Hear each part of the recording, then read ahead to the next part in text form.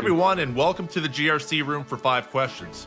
I'm Mike Andrews here once again with Karina Klever, and we're happy to welcome Chris Honda, who's the Director of Security and GRC at Whistic. How are you doing today, Chris? Oh, I'm doing way better now that I get to talk with both of you. Thanks for having me on. Nice to finally get together. I always see your wisdom and your humor and wit all over LinkedIn, and we're finally here together. So before we get started, just let me pass it to Karina for a brief intro and the first question. Great. Thanks, Mike. So happy to have you here, Chris. Absolutely. So I'm Karina of Klever Compliance, and we are a compliance management as a service provider. We're also tool agnostic and work with whatever environment our clients have. So, Chris, first question for you. What part of cyber GRC do you believe that businesses struggle with the most? Ooh, that's a good question. And I think there's a lot of answers. One of the first things that comes to mind about people I've talked with recently is knowing what you want out of your GRC program instead of being the catch-all and just saying, hey, it's kind of security related, go fix it. I mean, the way that I see it is you could do that with any team, really. So if you want the benefits that come with having a GRC team, you have to understand A, what they're meant to do, B, where their area of expertise are, and then C, what you need from them from a business perspective. If you can lay those out, then I think you have a really good chance at achieving those, right? If you're pulled in a bunch of different directions, you end up getting nowhere. So be really clear about what you want from your GRC team, enable them to do so, and let them run. Yeah, and it's very important to address that alignment in that process, right, with the company's strategies, because frameworks are made to be nebulous and vague by design, right? They're supposed to be applicable to your actual operations. So that's really, really important. Absolutely. Yeah, there's so much you could say about that one, because the team, they should have some, business outcomes in mind that matter more to them. And also GRC, we see a lot of teams, they're all about the compliance, and then they start to say, oh, it's checkbox. This is checkbox compliance. It's like, you didn't have to do it that way. So it's like the same conversation of what you're trying to get out of it. No, absolutely. And that's where I know it's a little reductive, but that's where, right, you have to, if you don't know what you want to go, or if you don't know where you want to go, then it doesn't matter. You just kind of start doing things, but then you can't complain if you only get checkbox compliance. And a lot of the detraction, I think, is not all of it, but a lot of it is rightfully earned because, well, you didn't know what you wanted, so you got a natural result of that. So yeah, have the alignment, have the conversations, and it all builds from there. You change and you pivot as you need to, but you have to have a goal. Otherwise, you just wander and float. And maybe the solution is a blend, right? Maybe it is partially strategic, non-tool specific checkbox stuff, right?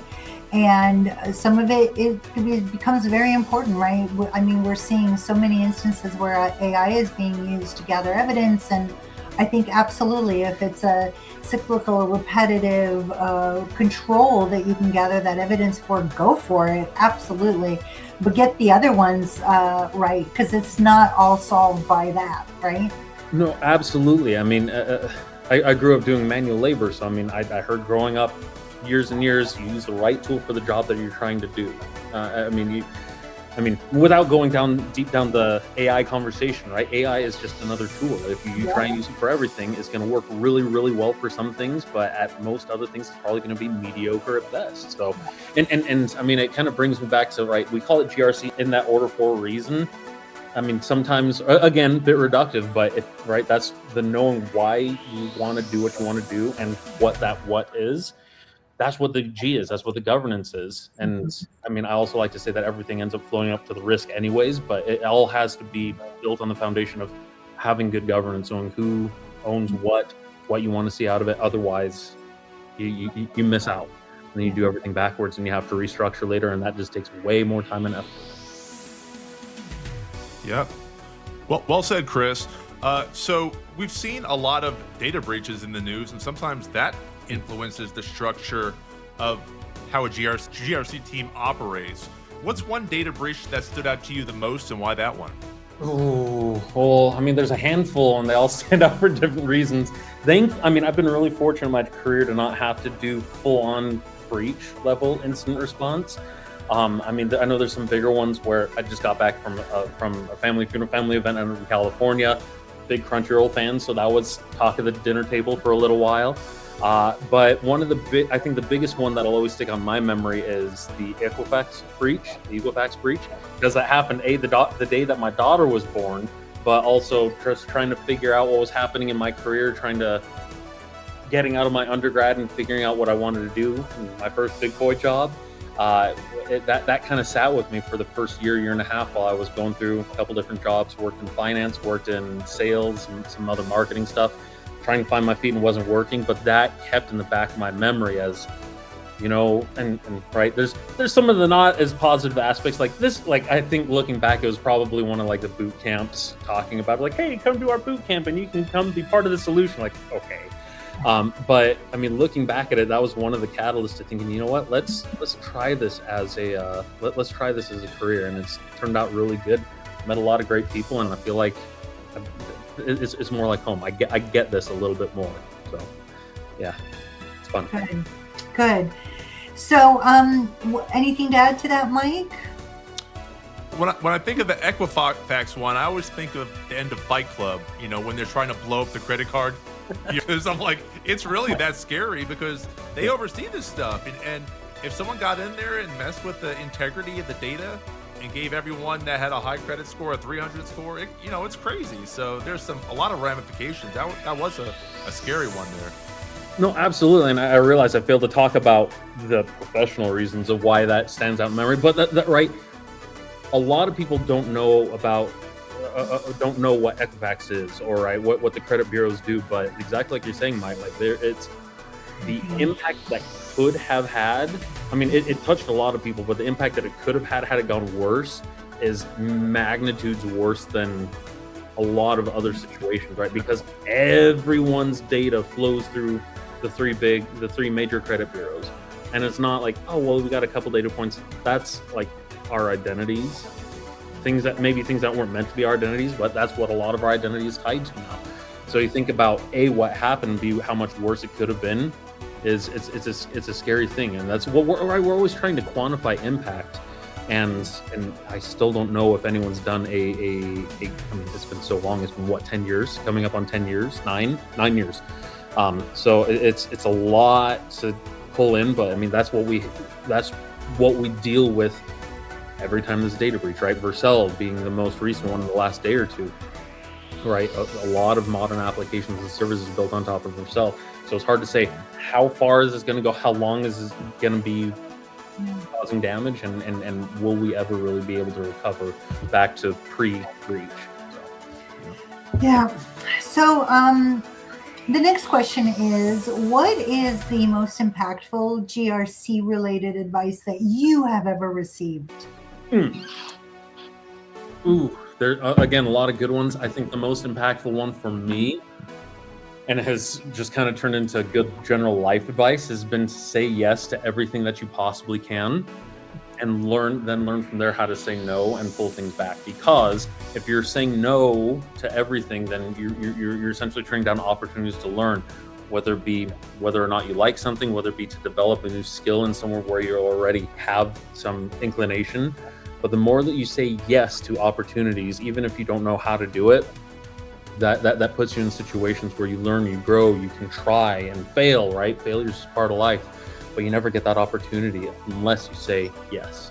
So that's a really great point. Yeah, and I mean, saying yes a lot actually shows you also how many facets there are to, a per role thing.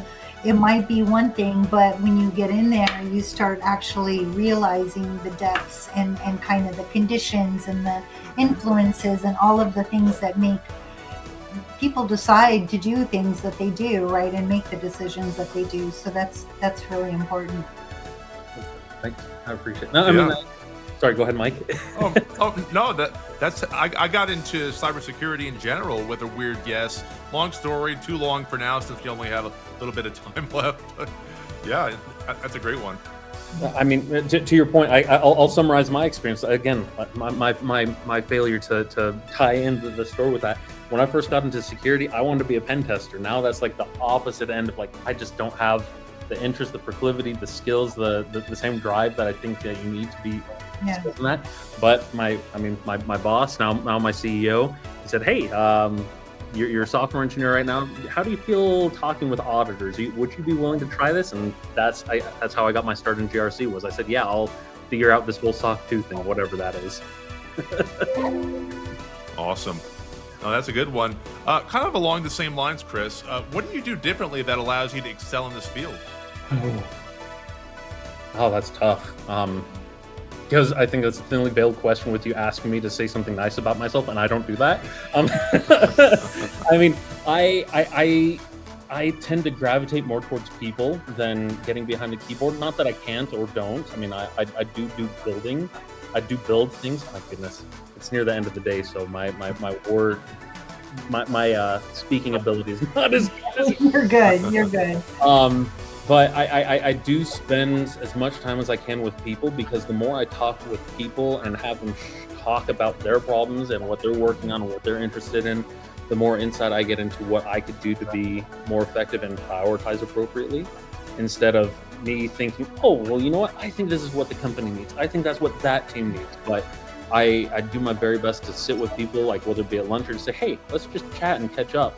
And those conversations, even when they don't inherently go towards work-related concerns, I'm usually able to pick up enough to say, you know what, let's change this. Let's plan to do this instead. And about 9 times out of 10, it ends up being a net positive change on top of what I thought that person or this team or the company needed. The more time you spend with people, the more you just naturally find out about the problems that they're working on and where you can make an impact. Yeah. With people working from home, that's kind of forgotten, but yeah, it still works. It's still refreshing when you do it. Absolutely. I mean, even then, right? Sometimes the company that I recently left, we were all remote and very globally spread. But we generally made a habit of trying to connect with a new coworker every 2 weeks or so, and even that was enough to say, oh, you know what? I didn't even know that this was a problem for the whole engineering team. For half the headcount of the company, that's probably something to talk about and bring up. And the in-person connection really helps. But where that's not possible, there's definitely still options if you try. Right? That's the thing. You got to try. Yeah. All right. So off to our last question. So what do you think is the one top thing that a business can do today to strengthen their GRC program? Ooh. You know, I think we touched on it a little bit, but taking a little stronger angle this way, I think having alignment, meaning, right? I think the leaders of the company, the leaders of the GRC function, security team, right, wherever it happens to live, there has to be an understanding and agreement. Okay, what does the company need?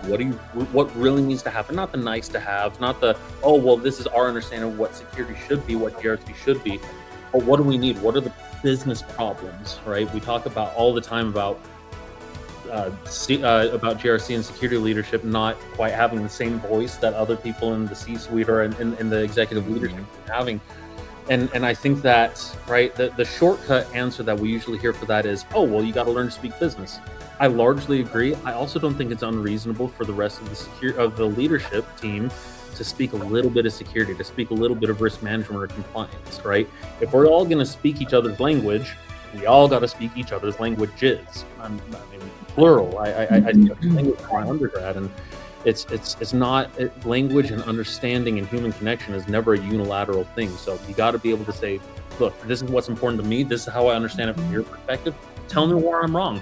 Tell me what you need, and I'll do my best to understand it. If you don't have those sometimes very simple conversations, it gets really hard to get alignment. But once you're willing to have those conversations and speak in very plain terms, magic happens, because now it's not a communication barrier. Now it's, how creative do we want to be? How are we willing to move resources? And it just works. Yeah. Well, thank you so much for joining us. Thank you, Karina. Mike, I really appreciate you for letting me be on. Yeah. Thanks so much, Chris. If you're not following Chris already, make sure to do so. And thanks. Have a great day. See ya. Take care, everyone. Bye.